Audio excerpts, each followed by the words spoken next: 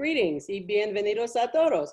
In this session, we're going to talk about the future of Hispanic-Serving Institutions. My name is Belle Wheelan, and I have the pleasure of serving as Vice Chair of the Excelencia in Education Board of Directors. Our presenter for this session is Deborah Santiago, who is the CEO and co-founder of Excelencia in Education. After Deborah makes her presentation, we have two highly educated and responsible people who have been in the field for many years who are going to respond to her comments. During this session, please take the opportunity to use the Q&A box at the bottom of your screen to type in any questions that you might have so that as we get through this program, we can make sure we address them. With that, I will turn it over to Deborah. Thank you so much, Belle. I appreciate that. What I wanted to first and foremost do is to say this is work that Excelencia has been doing for a long time, looking at HSIs, Hispanic-Serving Institutions, and the opportunity to think about the future of HSIs. We think has to be grounded in the past and what we've known about HSIs as we think about where we can go. And in that process, we've put together some data, some information that we hope will set context for the discussion we'll have with the respondents, but also hopefully with those who are attending to give us feedback and questions about how we're projecting and prospecting what can happen with HSIs. I also want to share the data that I'll be sharing with you in this presentation really is thanks to our policy and research team. So Julie Laurel, Joanna Sanchez, Jeanette Martinez, Ellen Blazinski, and especially Emily Lavandera, who's helped project manage. They've built on the work that I started 25 years ago and have taken it next level. And that's part of what I'll be sharing in hopes it can inform this conversation in a meaningful way. So what I want to make sure that we're paying attention to is really, what does this mean? What is an HSI? And how do we need to think about it as we go forward? So just quickly, HSIs are defined by enrollment, not mission to serve. So they're defined in the Higher Education Act, and their definition is predicated on being accredited, degree granting, and with an enrollment threshold that's 25% or more undergraduate full-time equivalent Hispanic enrollment. And that matters when we come up with lists and understanding what that means. It's not just 25% in federal legislation, there's more, and that has implications for how we think about the work. So the institutions were created in federal law, recognized in 1992. The community had been involved and engaged before then, but the first funding was in 1995. And I was fortunate enough to be a policy analyst in the Department of Education at that time. And this marks 25 years of the first funding for HSIs under the Higher Education Act in 1995. And that's why we started making sure we were aggregating our information. That program has additional criteria beyond the enrollment threshold. It requires an institution is designated eligible for that program and requires a high enrollment of needy students and low core general expenses. And so I differentiate what is the thresholds for HSI and then program enrollment overall. And that matters as we think about the work and understanding what these institutions are doing and can be doing going forward. So first, just a snapshot of what we know now. The latest data available, we use the U.S. Department of Education's IPEDS, Institutional Post-Secondary Educational Data System, on an annual basis for the last, well, since even before I started Excelencia, we've been sharing lists publicly of HSIs. And in 2018-19, the latest data available, saw there are 539 institutions that meet that enrollment definition, just the enrollment part. And that is less than 20% of institutions in this country, but they enroll almost 70%, over 2/3 of Latino students who are enrolled today. And right now, they're about 70% are public and over half are four-year institutions. And those are changes from when things started with HSIs. So let me share with you a little bit of this growth, because there's implications as we think about the future.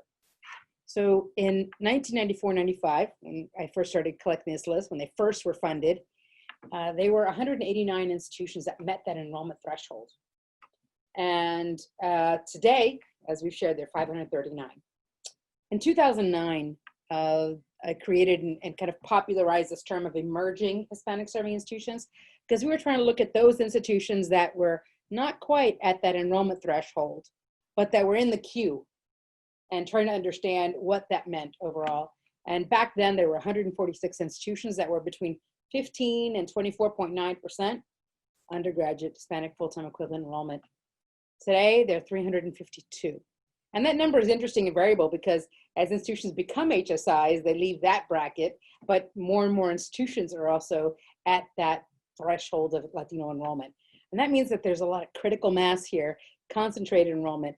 We've got, over 2/3 of Latinos are in, less than 540 institutions in this country, focusing on these institutions and how they're educating the Latino population is really important for policy, for funding, but also consideration of what that means for us in higher education when you see that kind of critical mass.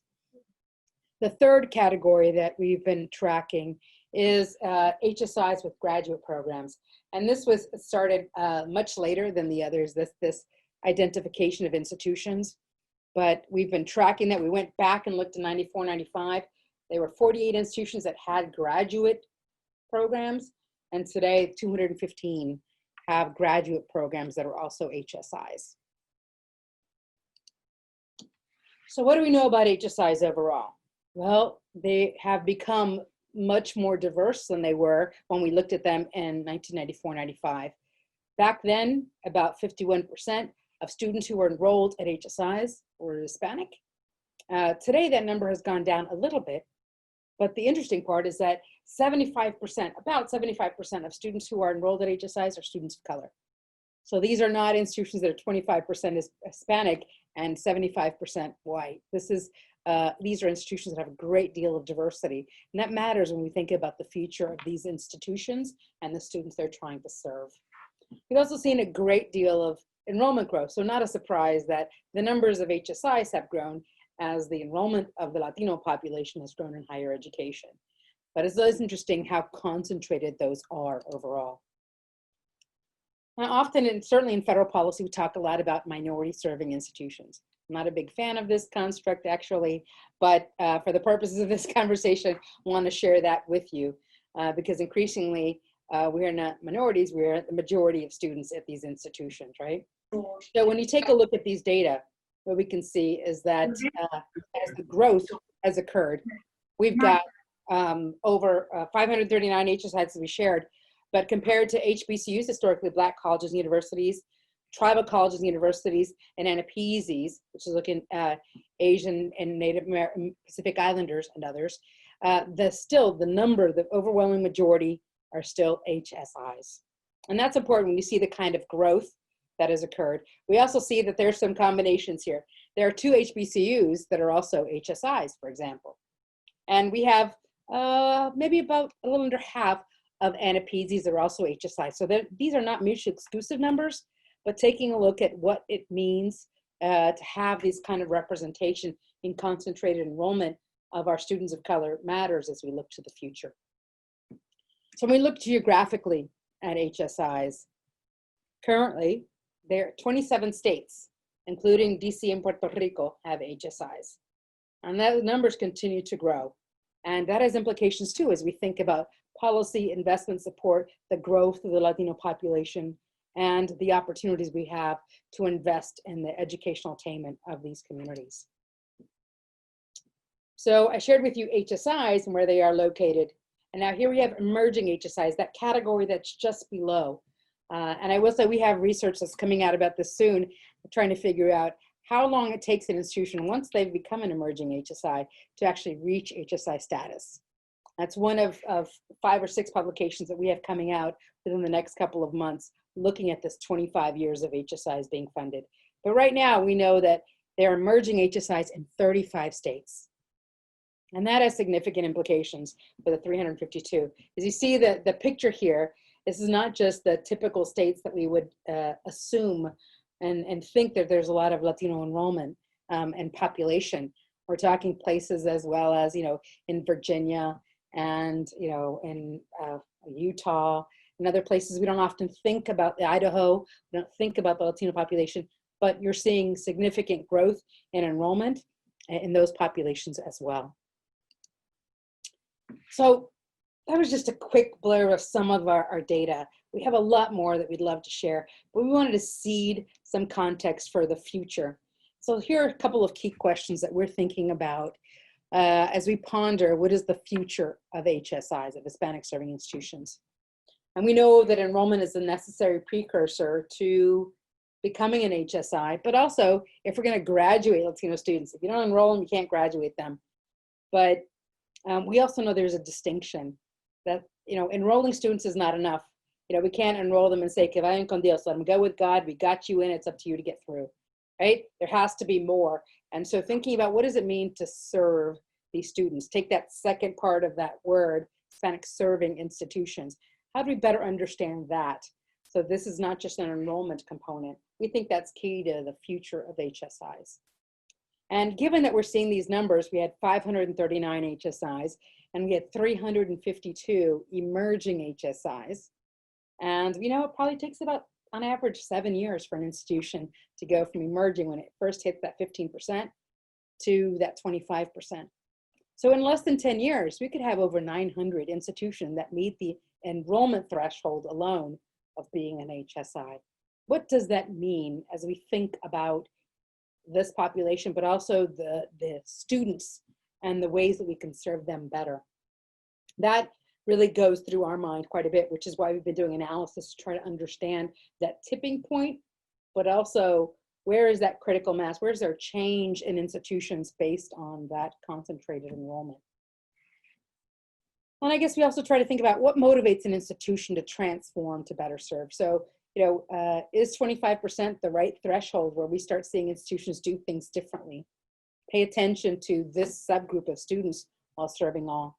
And as we shared with you our data, the fact that, over 70% of students who enroll at HSIs in the aggregate are students of color means there are opportunities for us to think about how these set of institutions can have a powerful impact on what we know needs to happen for institutions and higher education overall. So why do we think it matters? Well, this is the future part, right? This is not what we've been paying attention to. History can determine some of the future, but I think many of us would argue we're in uncertain times and we're not sure what's going to happen. Well, here's some of the things we do know. Latinos represent the majority of what we're calling post-traditional students. That means, that traditional student that's 18 years old, college ready, goes to college, lives on campus and finishes in 4 years. That's less than 20% of students today. Latino students, their profile represents what we're calling post-traditional. And that's our approach to be very asset-based, right? The non-traditional, which is often how we're talking about that feels kind of very deficit-based. You're not the norm. Well, the reality is that Latinos represent the vast growing majority of students, in fact, that already are, which are post-traditional. I mean, we're not going to go back to that traditional student profile. We've got to talk and think about that differently. And these students represent that in many, many ways that create opportunities for how we can transform higher education. Now, as we shared also with our data, HSIs increasingly enroll many of these post-traditional students. So imagine, again, the 70% that are students of color. And if our institutions are enrolling them, then these HSIs, these institutions represent post-traditional institutions. How are we thinking differently to be more student-centered and to serve the students that we do enroll? Those are the kinds of questions that we keep on asking ourselves in this changing landscape. So, as we pay attention to what's happening, we knew that already pre-COVID-19, we were seeing changes and shifts in higher education already. With this demographic shift, Latinos is one of the fastest growing populations, certainly the youngest, and in numbers significant.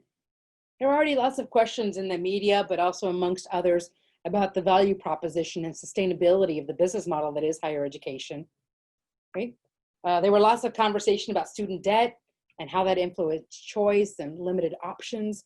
And there was a policy focus at the time. It was very much about how to address affordability and were there policy options to consider that. Now, HSIs, and we didn't share this data, but are not institutions that tend to be very resource rich. They don't have high numbers of endowments, you know, and lots of access to research and dollars and such. But the focus on affordability is very real for the students that we're talking about here. What we've seen since COVID started, and we're still in this pandemic, is that the inequities we already knew existed have become more public.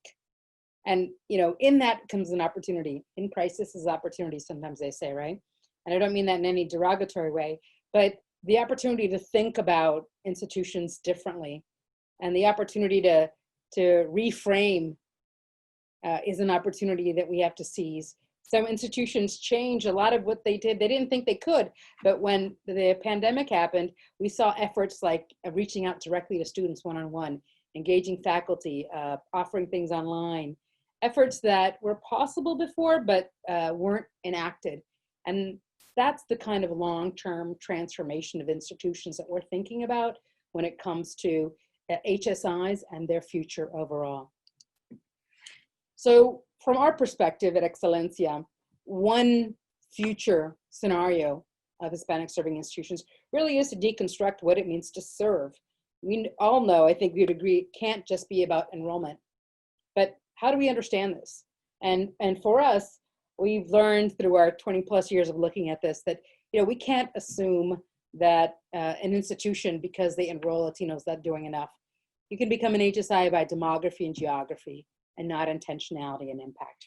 And we know that we have to find ways to address that in a more meaningful way.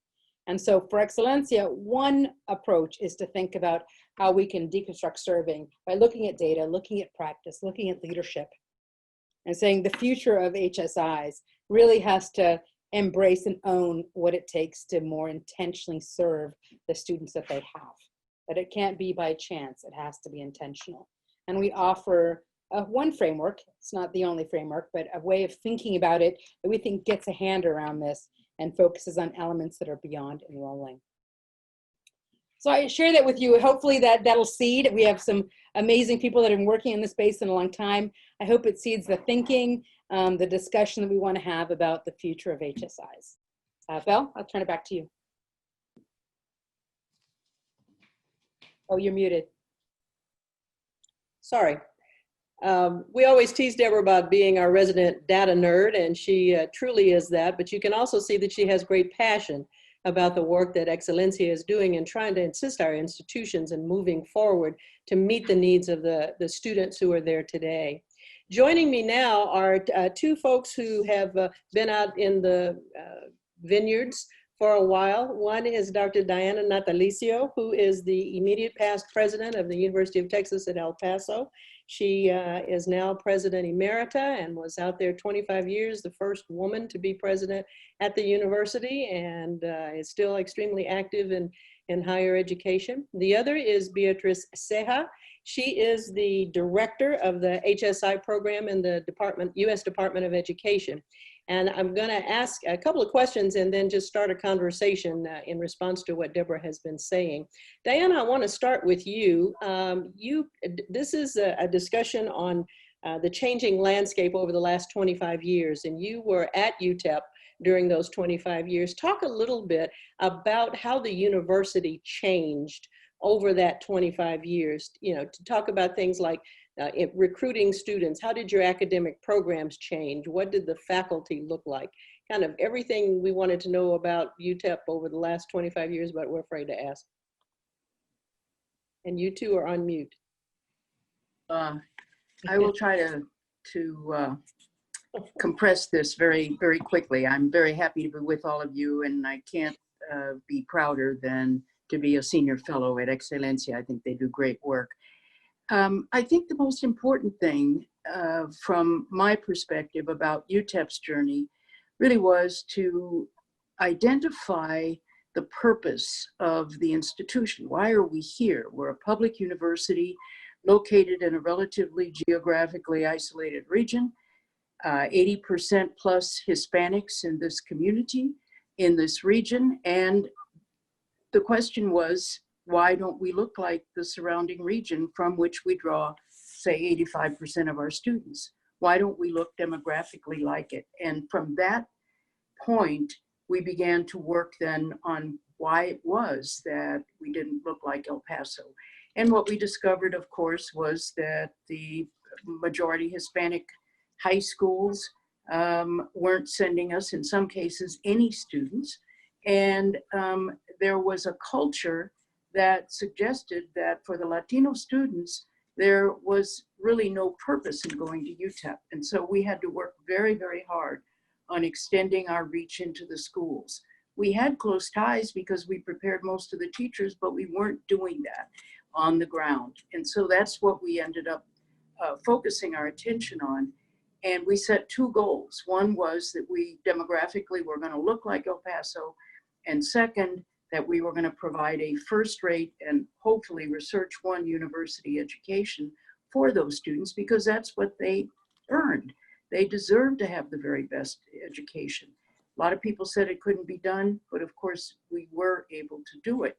And we were able to do it because we stayed focused on it and we collected our data in a way that was strategic. We didn't rely on the standard metrics, and that's what made all the difference. Excellent. Beatriz, Deborah just pointed out the increase in the number of HSIs from 1994 till 2018 of about 400 additional institutions. Can you tell us what types of institutions? Is there one type of institution that has attracted those students, or is it all across the different types of institutions we have in higher education?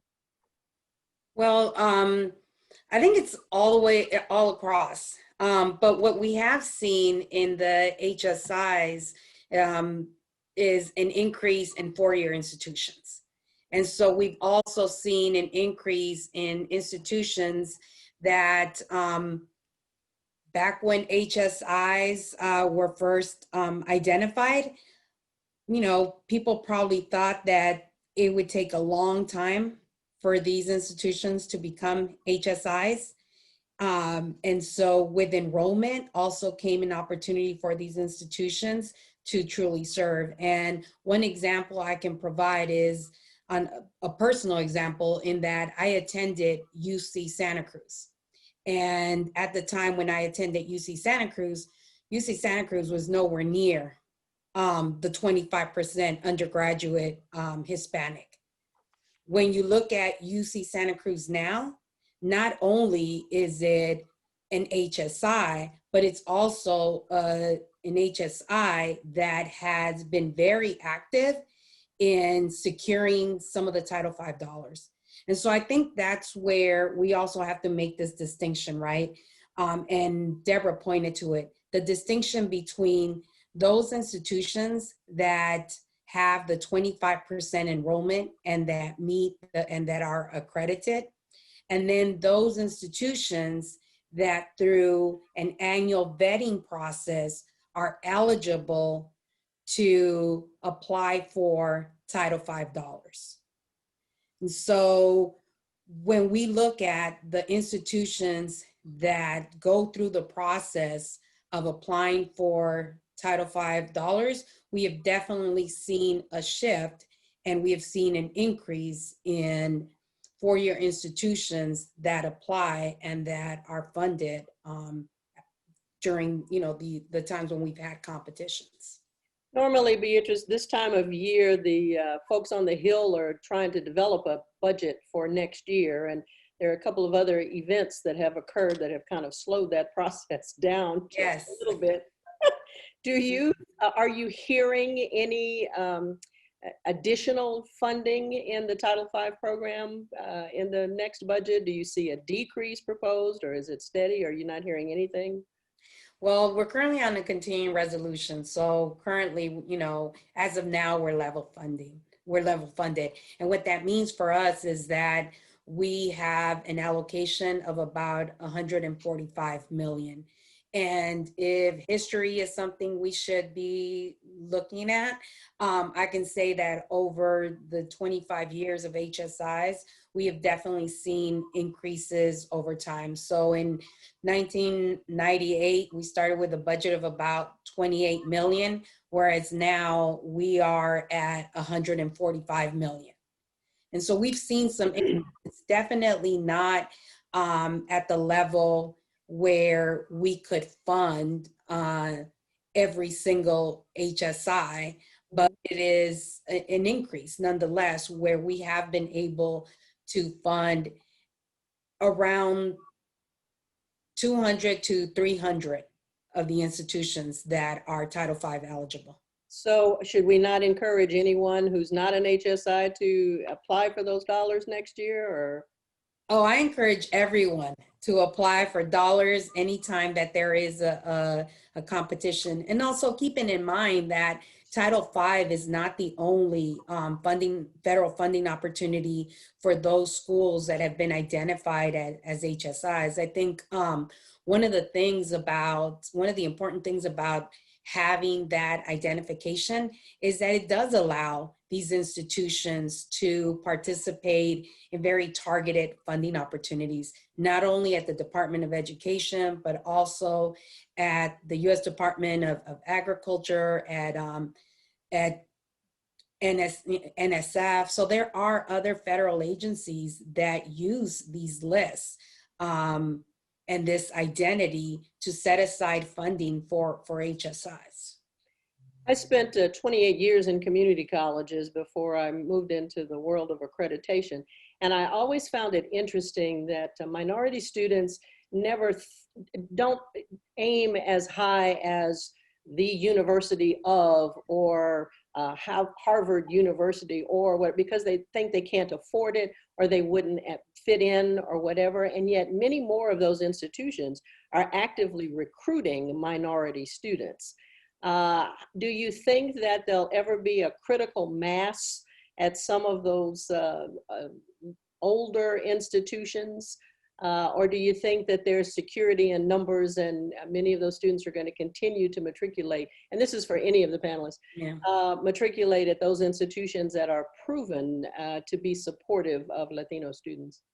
I think it's an and. So I think that if these schools are smart, they're definitely going to actively recruit Latino students, right?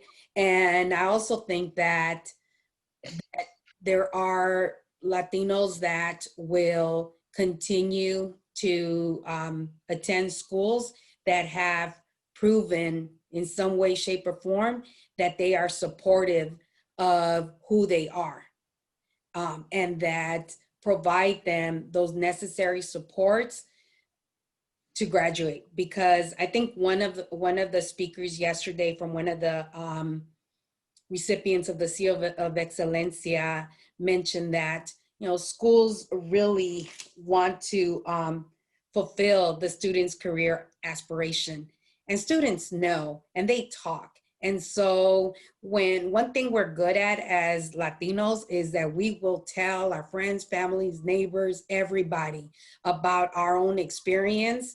And so as we begin to see more and more students attending institutions, they will let one another know who's providing them those necessary supports to not only enroll, but also graduate.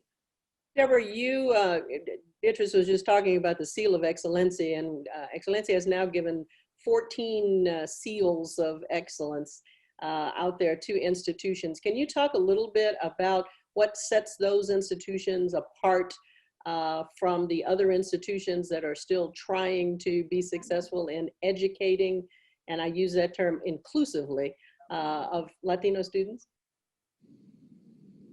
Yeah, you know, we're looking for those institutions that are intentionally serving. And I have to admit, learned a great deal about that. And this framework is really informed by the things we learned from Deanna Natalicio and her leadership at UTEP. You know, she talked about metrics. And so one of the things we learned is that how do you go beyond just enrollment? And her efforts and strategies, and I should let her speak for herself, but, you know, looking at what does it mean to complete and not just using graduation rates. So from that, we look at momentum. We look at 5 years of momentum, not just the data, but how are they compared to themselves in their progress? And we look at what they're doing with practice. Can you tell us that you're including Latinos and they're doing well or not? Because we've learned there are institutions that have pretty good data, but sometimes that students are doing well despite the institution, not because of it, or that they select out for issues of equity, and that's not serving that we are choosing to frame for the seal. So I mean, those are two examples, and leadership, again, I think Diana was critical in our education about this, as well as others, is what are you doing from a structural perspective? Your strategic plans, what are you doing with your HR and your institutional culture to embrace and to own what it means to serve this population? Diana, you did talk about the intentionality of getting the institution to represent the community in which it was located. Can you talk a little bit about the advice you might give to other presidents who are in communities that have emerging Latino populations, but they aren't there yet, and they're going to have to fight that uphill battle perhaps that you had to fight 25 years ago when you first started? Well, I think the most important thing is to gather the information on who actually is attending your institution from that population. Which high schools do they go to? Are they coming from the community college? And a variety of data points that you can use to begin to formulate some kind of plan.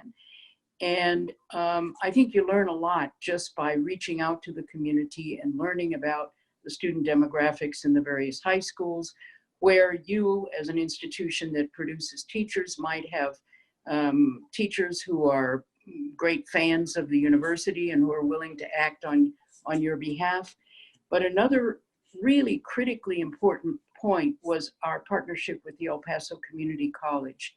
We formed that partnership early on because we knew that there were students who were finishing high school, Latino students, and going on to the community college, but not continuing on to transfer to UTEP. And that was primarily, I think, our university's fault because we weren't reaching out to them. The assumption was that completing an associate's degree might be sufficient. It wasn't at all sufficient, and even more important is that we were squandering talent in our community. And so the partnership with the community college has been splendid. We were fortunate to have two long-term presidents of the El Paso Community College during the time I was president of UTEP, and we worked very closely together. We figured out exactly how we were going to proceed, and that relationship continues to this day. And many, many more students now begin in the community college. They go through early college, high school, for example. We built that model into what we do. And it was just a matter of partnering and respecting the schools and the community college in a way that universities sometimes don't. Sometimes we sit back and wait for people to come to us, and that's not what we did. Yeah. Go ahead. Sorry, I just want to add to that because I think the intentionality of knowing who you're serving and figuring out how to serve them better. If you're, who you're not serving and how do you serve them better, that to me is critical to what we are doing with the seal. But it's also, what's the motivation to transform, to address the structural inequities? And I think that's a lot of what you see in these elements, is that you've got to think differently as an institution to say, if I'm focused on students first, what does that mean? I think that's the future of HSIs. And whereas before, when Diana was president, and up until probably about 10 years ago, institutions didn't want to claim to be an HSI outside of getting federal money, applying for the grant that Beatriz was talking about. Now we're seeing this significant change. Institutions want to become an HSI. They're motivated to become an HSI, but I think so much of it is still because of the funding, and that's not bad, but if it's not also transforming to serve the students, I think we have to, as a community, have to check that. Yeah, I think there is still a unwillingness to accept the fact that this country is browning, and that when you look at the demographics that are projected over the next 10, 15 years, which is probably as far out as any of us dare look, that's who, it is minorities who will be enrolling in our institutions in large numbers, just from a birth rate standpoint. How do we get the other 2,500 colleges and universities across the country, because there are about 3,000 of them, to understand this and to willingly adjust their curricular offerings and attitudes to accept these students? I think it's going to be where faculty and students have an opportunity to manage up. Because the reality is that there's schools in certain locations where the pre-K-12 population is just not there for what that school has been used to serving, right? Or at least enrolling. And so that's going to be that school's reality. If they remain as is, then who are going to be the students that are going to be attending their institution? So I think it will be the students, faculty that really have an opportunity to manage up and to insist on certain on programming, on leadership, on practice that will ultimately serve those students that attend that institution. If I could Go ahead, Diana, sure. If I could add just one thing, I think I visited with a lot of R1 universities and universities not located in, fortunate enough to be located in great places like El Paso. And one of the things that I think is most important is to free yourself of the constraints of some of the standard metrics, the standard culture in your institutions. So for example, we've seen a great example of this with the ACT and SAT scores. These things are sacred in some institutions. And if you don't have a good SAT or ACT score, you're not going to be admitted. And they make a few exceptions to show that they're really thinking about it. But frankly, we've done the data on our students and we've looked at entering students and those who are successful and not. On the entering students, we look at their scores, SAT or ACT. We look at how successful they've been, and there's no correlation at all between the score that they bring and their success as students at UTEP.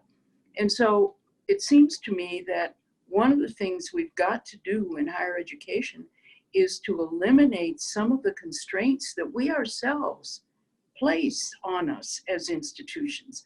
We allow ourselves to get sort of drawn into this prestige idea, and we end up not serving anyone very well because many institutions are not going to compete with Harvard or Princeton or some of the other institutions for the students that they're really recruiting. But we have a role to play, a really important role, and that's particularly true for public universities.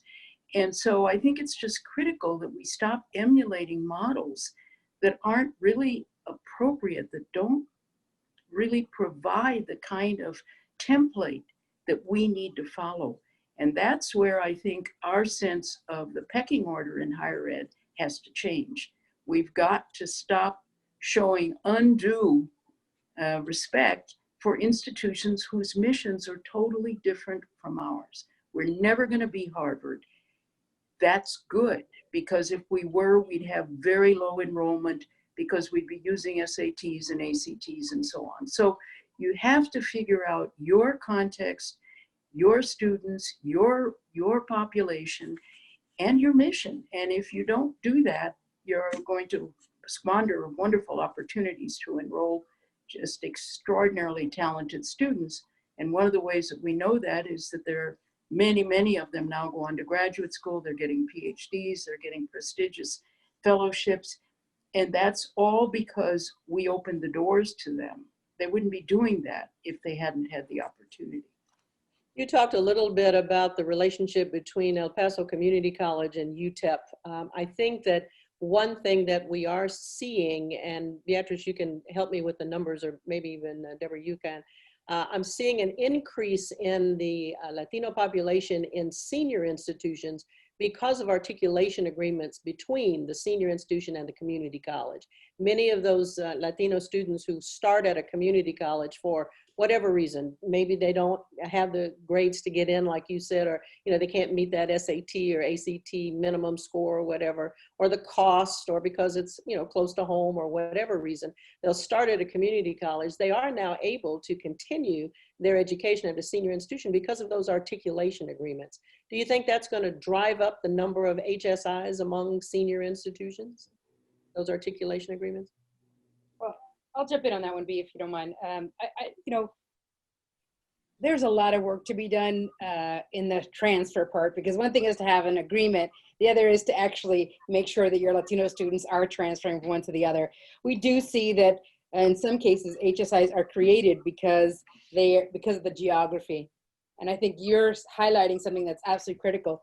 If an institution is intentionally serving, you're seeing the kind of relationships that President Natalicio mentioned, which is that ability.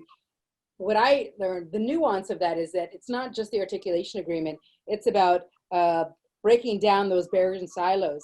It's about, I know in the example of UTEP and El Paso Community College, joint admissions, joint financial aid applications, and strategies like that. That's where, you're breaking that old school traditional mentality. And I think that's the post-traditional. For the SEAL, we ask institutions to tell us how they're doing with transferring in and transferring out. And I would just say, for us, the numbers of transfer are not where they need to be, but we are seeing the intentional ones are really focusing on guided pathways and strategies that make sure to link students and institutions together. And if I could just add to that, we're also seeing that success in the STEM and articulation grants that we have funded, where those that are doing really well are the ones that went beyond this quote unquote articulation, right? As just, sure, if you take these classes at the community college, they'll count on my campus, but have gone beyond that to really provide those supports so that when the community college student transfers to the four-year institution, they have an assigned liaison person that will help them along the way to degree completion. And then the other thing that we're seeing is that intentionality in that relationship between the four-year institution and the two-year institution. Like you mentioned, those joint financial aid supports that are happening while the student is still at the two-year institution, assurances that they will accept not, the classes, especially in the STEM areas, undergraduate research opportunities for those transfer students. So those are the types of activities and that require that intentional partnership beyond someone just saying, oh yeah, we'll take your classes if you transfer here. How do we get presidents and other administrators to want to recruit Latino students? We have a question that has come up that says that we have one institution that missed being an HSI by 1%. So how do you jack up a president to say, would you go after those Latino students so that we can get that money? How do you teach presidents and other administrators to be proactive in reaching out to this population? I think Diana. Yeah, Diana. Yeah, I from my perspective, there are just a couple of thoughts here. One is that I think if what the president is interested in is getting to 25%, that's not enough. And that's not sufficient to be able to move this agenda forward in a responsible way. It's simply to say, all right, we're gonna inch up. I've had many presidents call me and tell me I'm at 23.5% or something, and what do I do? And I have to tell them, you've got to believe that this is important for your institution. And it's not about the federal money. Of course, money matters, but it's not about that. So that's one point.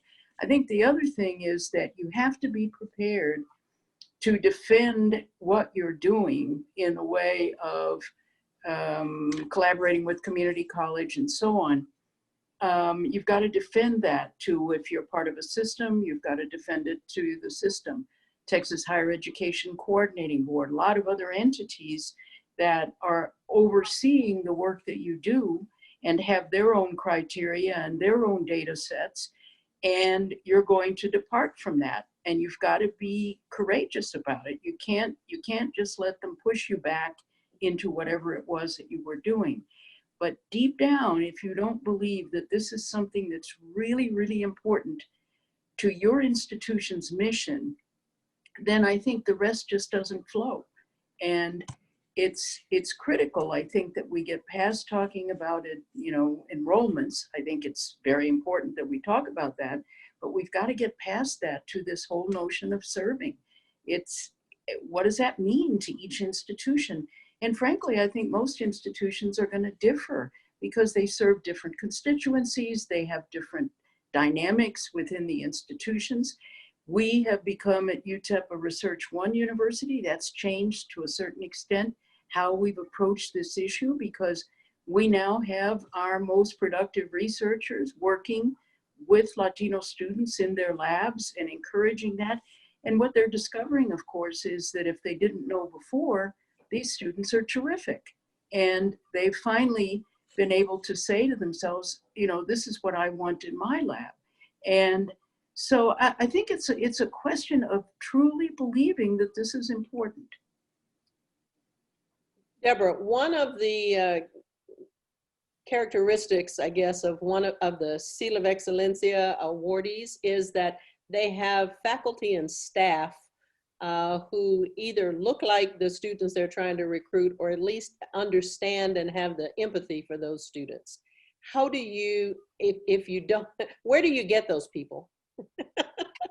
without robbing UTEP or where do you get those folks?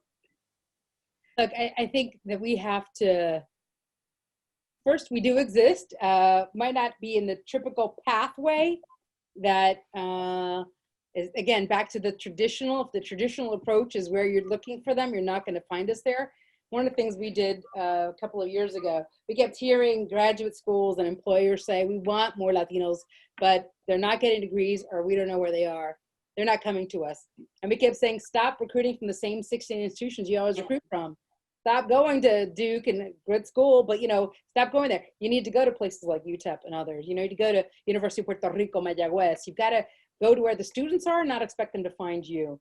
So we came up with a series called Finding Your Workforce. And we just look at the top institutions graduating Latinos from certificate through PhD and said, if you genuinely want to recruit students for graduate programs or to the workforce, go to where they're going. And I think that is critical. That's step one. I think step two is that we have to make sure we're investing in the pathways that are authentic to Latino students and communities in ways beyond where we are. And that means another part of dismantling this traditional approach, because some of us leave academia and work and then come back in, and we have to think differently about what it takes to serve with intentionality. That. And then the third thing I'd say is that you know, we have to concurrently be investing in a culturally responsive approach to leadership, because it's not just a one-for-one representation. It's not just that only Latinos can serve Latinos, right? That's not the case. It's a matter of having a culturally responsive awareness and being student-centered. And I think it's going to take the combination of that, but it's going to take intentionality there too. Just like it takes to transform institutions, what we're looking at for those SEAL certified institutions. And by the way, the certification is for 3 years. It's not a given. They've got to keep renewing that commitment because it can change. Is that we're looking to see progress, but more importantly, strategies and an investment that shows, while they're not where they want to be, that there's a commitment to do that. And I think that's important. There's also a grow your own approach that is growing out there as well. For those institutions that are enrolling a large percentage of Latino students, they're trying to give stipends, you know, you come work for us, we'll pay for your advanced degree, you know, whatever it takes to keep them there so that they can be there as well. The report that you just, or the data that you just referenced about where the enrollment is that information available to the audience? And if so, where can they find it? Yeah, so we will make PowerPoint available, but we are releasing a series of 6 different pieces that will be coming out hopefully before the end of the year that has a lot of these data. In fact, we've already made available 25 years of HSIs, emerging HSIs, and HSIs graduate programs available to all researchers for a nominal fee. I mean, you know, so that we know more research needs to be done. So that is accessible. You just put in a quick form. The work on the amount of time it takes an emerging HSI to become an HSI, we hope to have that out next month, as well as HSIs at a glance. Some of those infographics you saw, our team has worked really hard to get that together. That will be out within the next 2 weeks. So we are rolling out this information, Belle. So that's the first thing. I think the second part is that taking a look at the seal of Excelencia, and not just the framework, but the data that comes from that, and reaching out to those institutions and to people like Diana and what she's accomplished. That has to be part of the data that's going to inform going forward. I was interested in the president of Wells Fargo saying he couldn't find any African-American accountants to hire. I'm glad I was not him, because I can only imagine the backlash that he got from that, just looking at my own Facebook page. So the question is, how do you get those deans and provosts and department chairs to understand, to go look for those folks, you know, and to stop saying, we just don't know any. Is it Excelencia's responsibility to do a workshop and invite them to share that data, or is there someplace else that we might? Beatriz, is it the federal government's responsibility to put out those lists? I mean, how do we help? That's the question. Well, the lists are available of the schools that have the high percent of undergraduate Hispanic students. I mean, I know in the last 3 months, I've gotten requests for a list from the film industry. I've gotten requests from the Navy. I've got a request from the Department of State because they want to, you know, recruit individuals and they want to know where they can go recruit. But I think it's also going to take some work on the institution's part, right? If you know you have this amazing diversity, then I think you need to be proactive and let everyone know, so that it's not this whisper, you know, we've become an HSI, but it's a screaming, yelling accomplishment. But then what follows is, and this is what we're going to do for our students, right?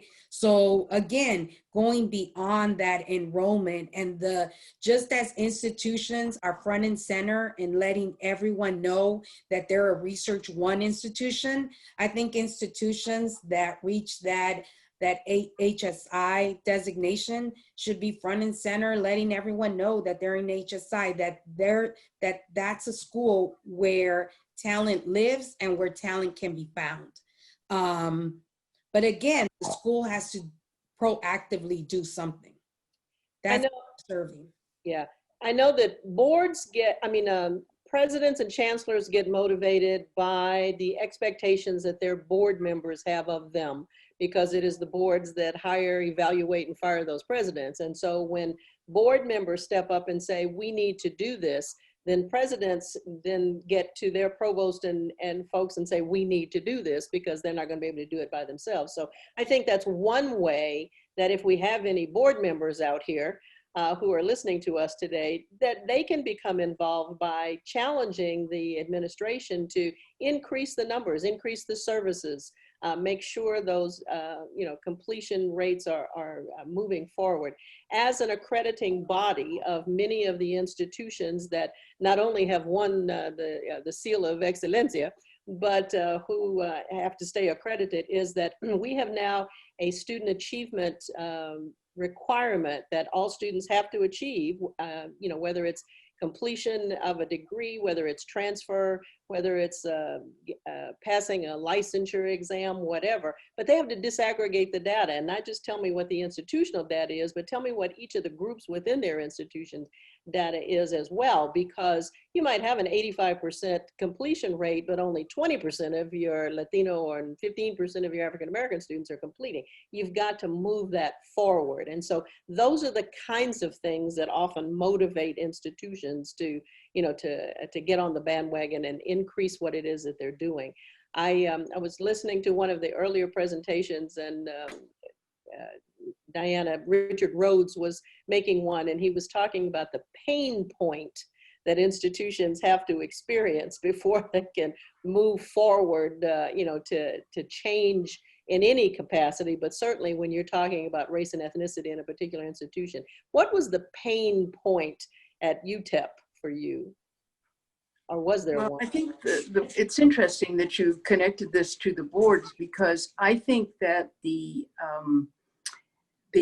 stimulus for changing an institution's set of attitudes and priorities sometimes also has to come from the institution and move to the board. In other words, the institutions have to educate the boards, because the boards come in with a kind of an impression of higher education in a traditional view, the elite institutions and so on.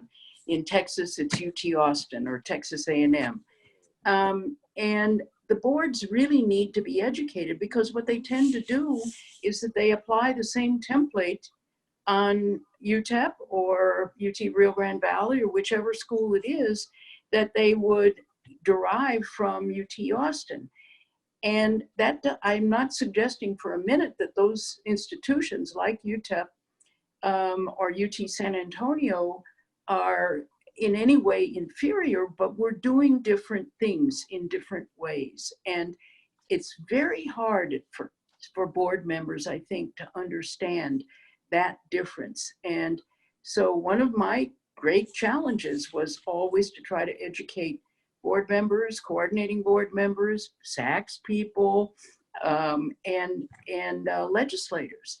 Because if they come with their template and you're doing something else, then you're going to have to constantly defend yourself rather than celebrate the success that you're having. And so it's really incumbent upon presidents too, I think, to lead that dialogue. Yeah. We've looked at HSIs from 25 years ago till today. Would each of you pull out your crystal balls and tell me what HSIs are going to look like and how many they're going to be and what their focus will be 25 years from now? Yeah, I'll start. You know, look, I think the future is ours to make. And sometimes that's pushing, sometimes that's prodding. We have to frame this now. What was useful definition back then, when we were just creating awareness and attention to this, to our population, is not what motivates and compels now. So I think the future of HSIs is really going to be about serving. I think the future is now.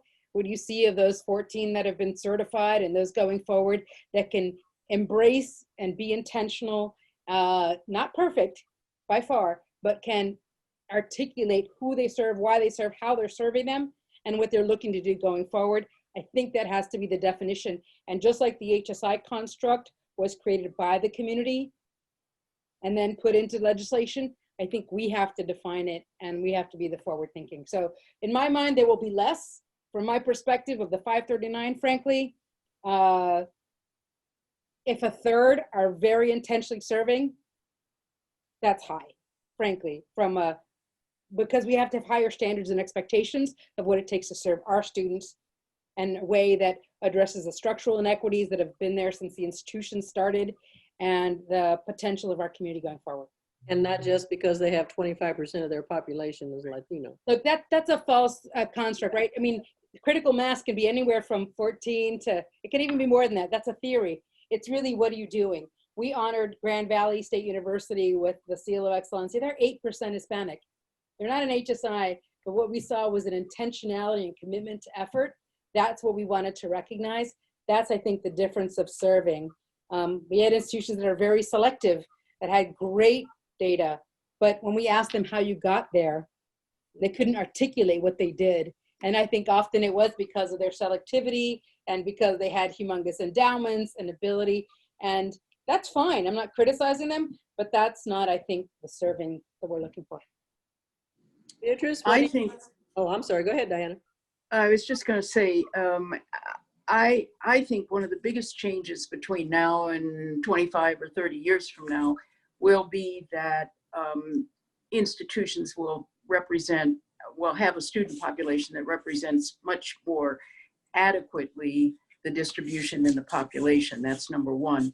But number two is quite important, I think, and that is that we're going to have to imagine ways in which we can encourage more Latino students to go on for graduate degrees, because that shortage of qualified faculty and all the rest of it really derives from the fact that the pool is very small, and it's a question of time, just how we're going to get there, and we have to get there. So from my perspective, I think more graduate programs, more PhDs, more faculty, and suddenly what you have then is a culture where those ethnic or racial differences are not occurring anywhere in that pipeline, from kindergarten to a doctorate. I mean, it's got to be representative all the way through, because if you assume talent is everywhere, then there ought to be as many Hispanic PhDs as there are Hispanics represented in the population. So it seems to me that that's the big change that's going to occur, because more students are coming out of the bachelor's degrees, and consequently they're going to go on. They're being encouraged by faculty like those at UTEP who see their talent and encourage them to go. And they're getting this financial support that they need to be able to do that. Beatrice, what does the universe look like for you 25 years from now?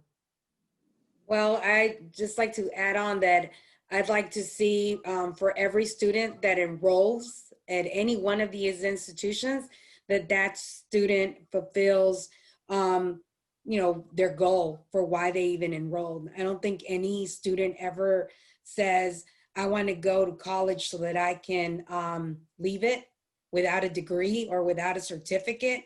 So what I'd like to see is that whatever it takes, right? What it may take might be where I started at a 4-year, something happened, I didn't quite finish. I finished off, I went back to a 2-year, finished off my 2-year degree, and then went back to a 4-year. So the pathway may look different, but I think that my hope, I should say, is that there are enough institutions out there that are willing to fully serve the student so that the student fulfills what their educational goal is. We have about 6 minutes left, and we've got more than 100 people in this room, and no questions are coming in. So I'm going to remember to ask them to submit questions to us. So can I just add a couple of commercials for the HSI program?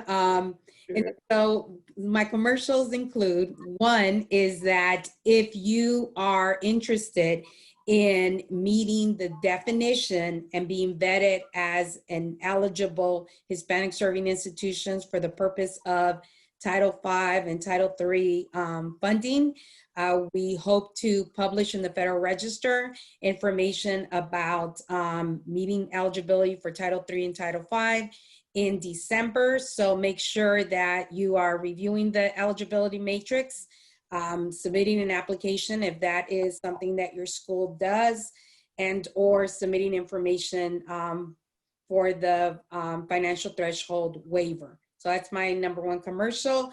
My second.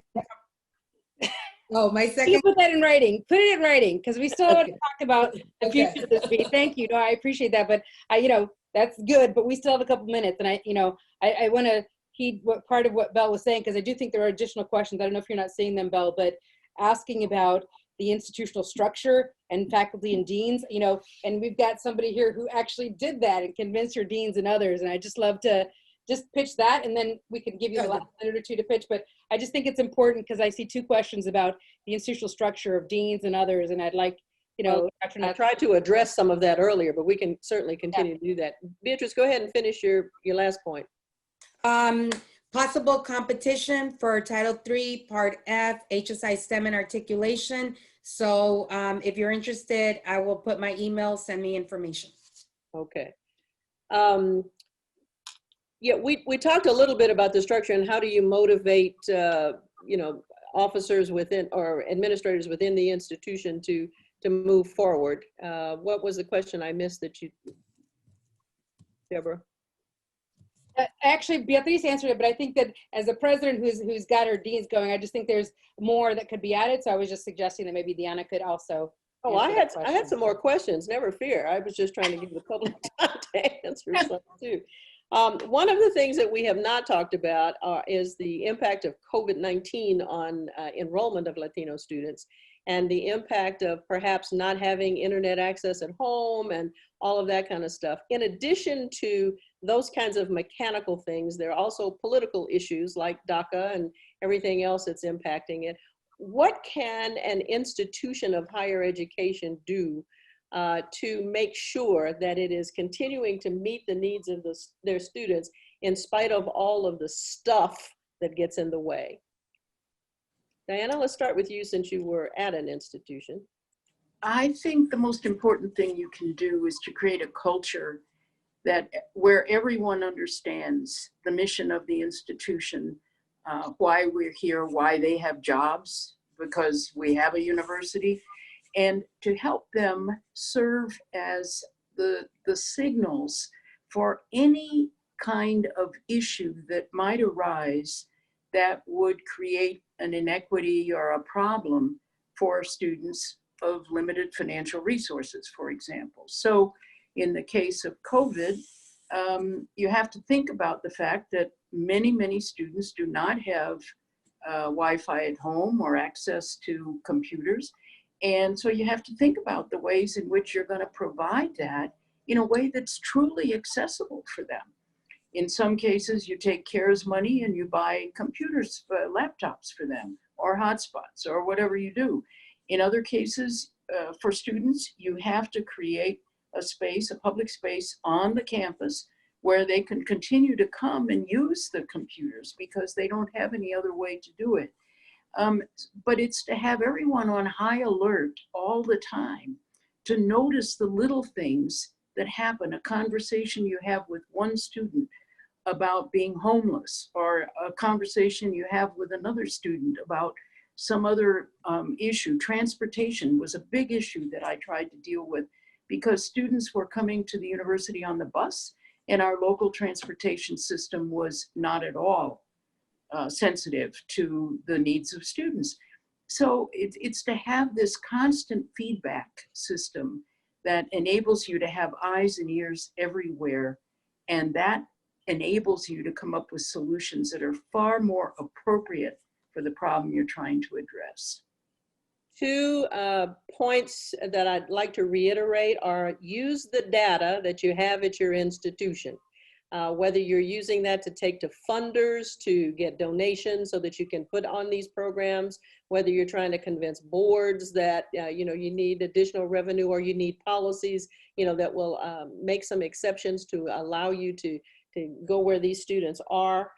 Whatever it is, use the data. Don't just collect it, but use it. That's point number 1. And the other one is you must be intentional about doing what it is that you're doing. You have to, leadership, it drives it. And if it doesn't start at the top, it can start at the bottom and force the folks at the top to pay attention. But the institution as a whole has got to be intentional about making a difference in the lives of these students. Any last words that any of you want before I close this out? Can I just say that you talked about intentionality. I think we also have to think of intentionality in terms of the partnerships that we build, right? And that you have to continue to work on the relationship, and that as leaders change, then you need to make sure that you bring those new individuals to the table. And so it's that constant the communication. It is, as anybody changes, is being intentional about really maintaining those relationships that in the end are there to serve the students. Deborah, you want the last word? Since Just, you started us off. yeah, I mean, I think the future of HSIs is ours to make. And I do think that we have to keep pushing harder and advocate, because I don't think we're there yet. And, but I think there's stuff we've learned that can get us there. And I hope that student-ready institutions are going to be the bellwether of what it is we do. Thanks. Well, Deborah, thank you for all of the data that you've shared with us. Thank you to Diana and Beatriz for responding. And we wish each of the institutions out there much success in moving the agenda forward and ensuring the success of our Latino and Latina students. Mil gracias.